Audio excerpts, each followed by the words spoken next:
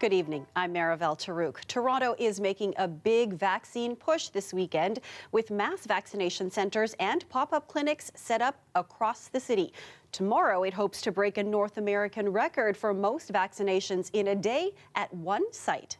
Scotiabank Arena, which is a place I think that is near and dear to the hearts of many people in Toronto and across the country. And of course, we're used to seeing our beloved Raptors and Leafs play here, but on Sunday it's going to be the home of something equally special and equally important to the well-being and happiness of the city. A total of 25,000 people have booked appointments, and about 800 volunteers and 400 vaccinators have been recruited. As the CBC's Lorenda Redicop reports, this is just part of the push to get more people vaccinated across the city. Getting their shot in a building still under renovations, next door to a Toronto mosque, a collaboration between the mosque and community groups in a neighborhood hard hit by COVID. This construction worker came straight from work and finally got his first dose. I wasn't, but then I see the whole world taking it. I say, well, if the whole world go, I go with them. So that's the thing. Young people are also among those coming here. One 14-year-old had been hearing the vaccine conspiracies. People are making a lot of rumors saying it's actually scary, and they're going to brainwash you and stuff, But that's not true. The vaccine is for the better good, And people who take the vaccine is going to help us, get back to our lives quicker.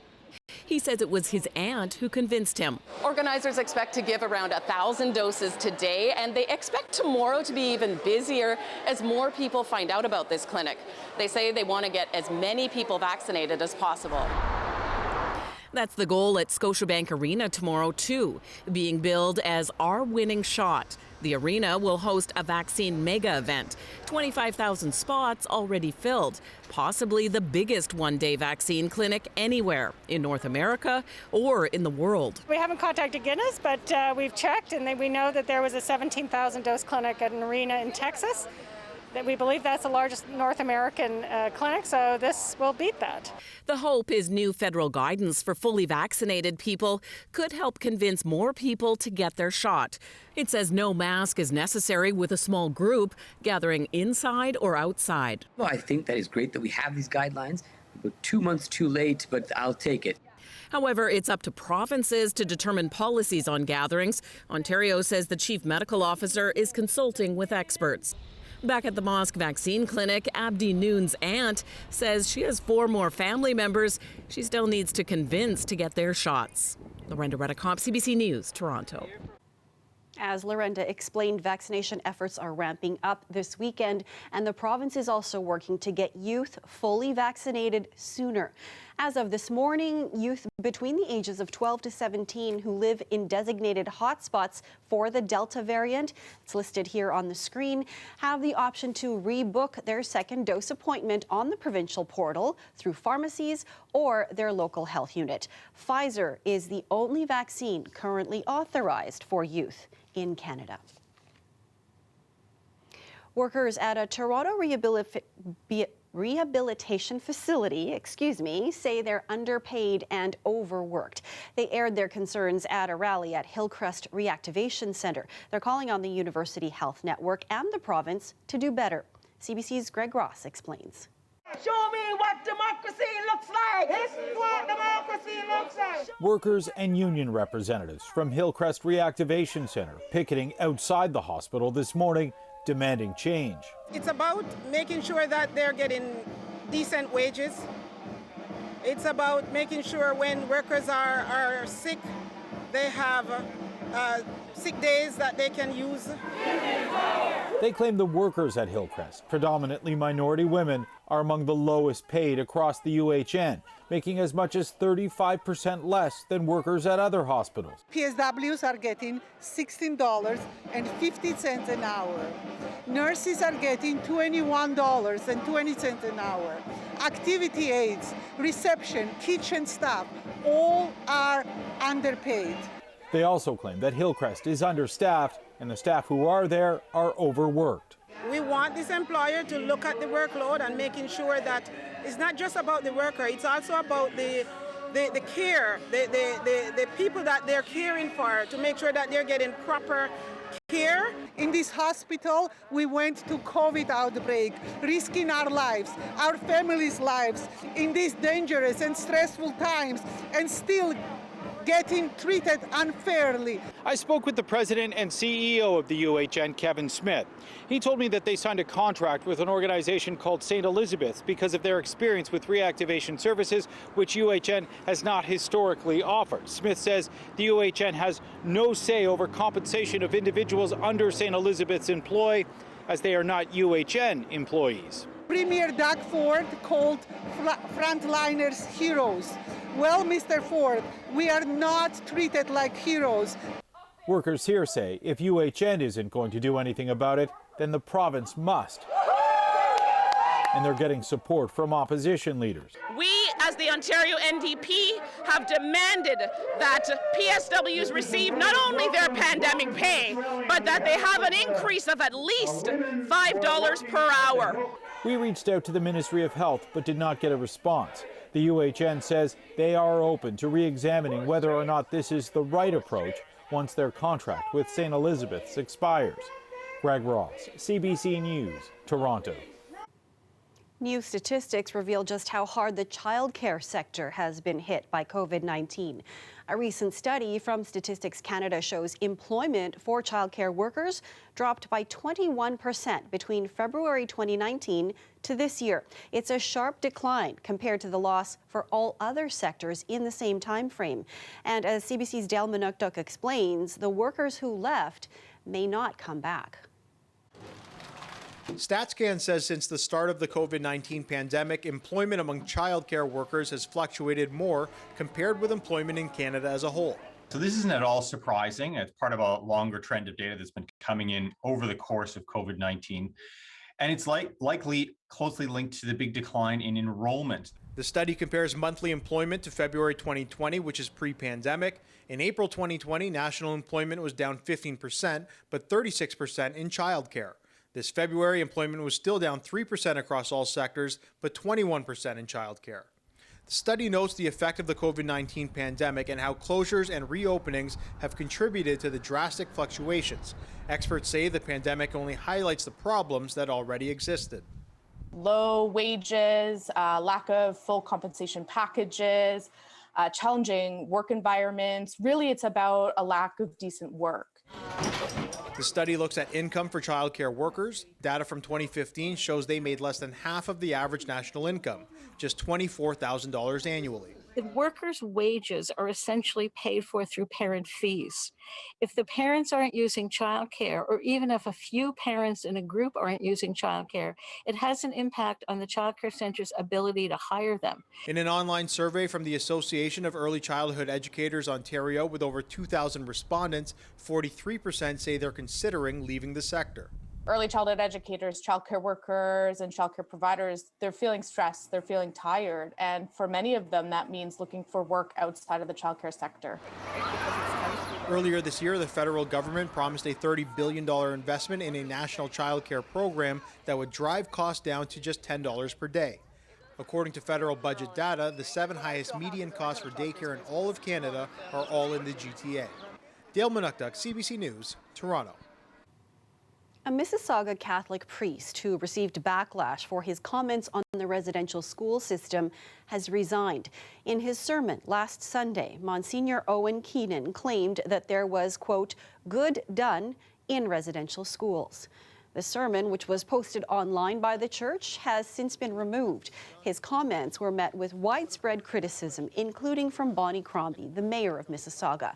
The Archdiocese of Toronto has apologized for Keenan's remarks in a statement on Twitter yesterday and said he has been placed on an indefinite leave of absence. The Canadian Museum of History says its activities on July 1st will not go ahead this year. The announcement follows similar moves by several town and city councils in the wake of the discovery of unmarked graves at former residential schools. Yelena Adzik has the story. Getting their shot in a building still under renovations, next door to a Toronto mosque, a collaboration between the mosque and community groups in a neighborhood hard hit by COVID. This construction worker came straight from work and finally got his first dose. I was in, but then I see the whole world taking it. I say, well, if the whole world go, I go with them. So that's the thing. Young people are all. Our apologies. We'll try to find Yelena's piece for you and run that for you a little bit later in the show. In the meantime, a well-known advocate who fought to end racism in education across Ontario has died. Kola Iliamade founded Advocacy Peel in Mississauga last year. He was known to challenge the Peel District School Board when it came to anti-Black racism that existed in the classroom. Family friends say he died peacefully earlier this week. No cause of death was given. The bargaining unit representing Peel teachers in the Ontario Secondary School Teachers Federation said in a statement, while not a member, Iliamade's tireless efforts to ensure the district would lead the charge in dismantling anti-Black racism will be felt for years to come. 4 men have been arrested and are facing multiple charges, including first-degree murder, after a shooting in Scarborough that left 2 men dead. Police say on June 13th, they responded to reports of gunfire around 10:30 p.m. 2 men were pronounced dead at the scene. They have been identified as 25-year-old Daniel Fung and 23-year-old Mohammed Moalim. It happened near Eglinton Avenue East and Danforth Road. A motorcyclist is dead after a single vehicle collision today in Scarborough. Toronto police say the driver crashed into a pole. They were called to the scene just after 10 this morning. Police are looking for dash cam footage of the incident and are asking any witnesses to come forward. We'll hear again that story about the Canadian Museum of History saying its activities on July 1st will not go ahead this year. The announcement follows similar moves by several town and city councils in the wake of the discovery of unmarked graves at former residential schools. Here's Yelena Adzik with the story.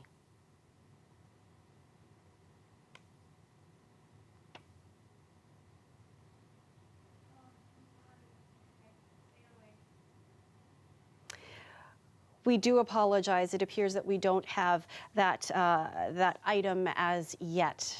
Moving on, though, there is a tornado warning in effect for parts of southern Bruce County, and we're going to check in with Sophia now with a little bit more information on what's going on there. Sophia.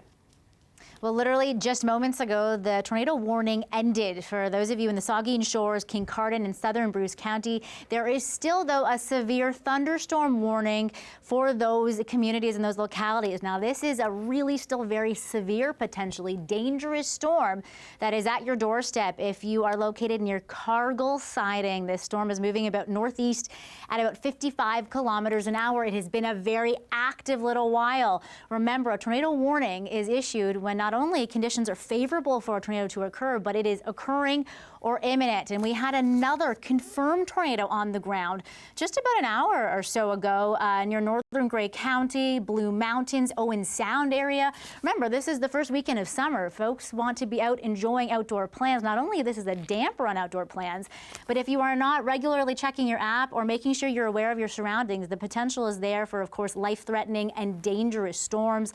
A reminder to everybody that if you are in some of these areas and you see flying debris or hear a roaring sound, you want to take shelter immediately. The lowest interior room, windowless room preferably of a house. This is the radar signature of the storm that we saw earlier. We even saw the debris signature on radar. And what that means is that storm, that tornado earlier around 4:40 was strong enough to actually pick up debris, and we saw that debris flying on radar rotation.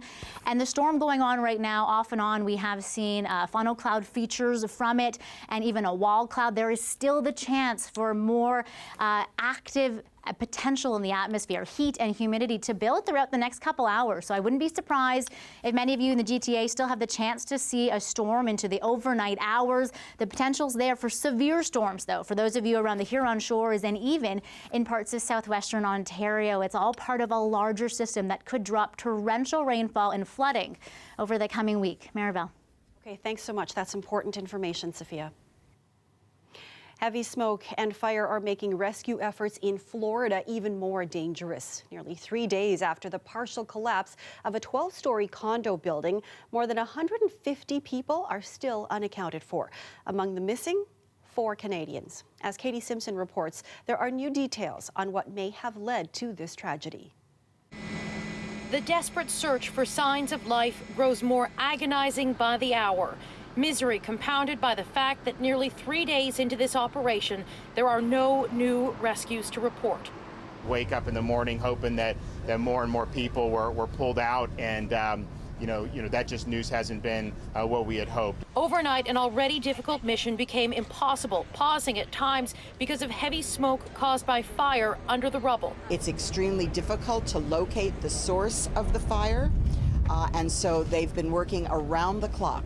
These fire rescue teams, these brave men and women under the rubble to fix this problem so they can get on, but it is hampering our search efforts. City officials released a report confirming that an independent inspection of the building in 2018 uncovered serious structural problems and that a major renovation was to begin this year, leaving many with questions about why residents weren't aware. Buildings don't collapse, they don't fall. So for the building to be at a point where it just collapses on itself without anybody knowing anything about it is that's the part that angers me. And that's our show for you tonight. Thanks for watching. Good night.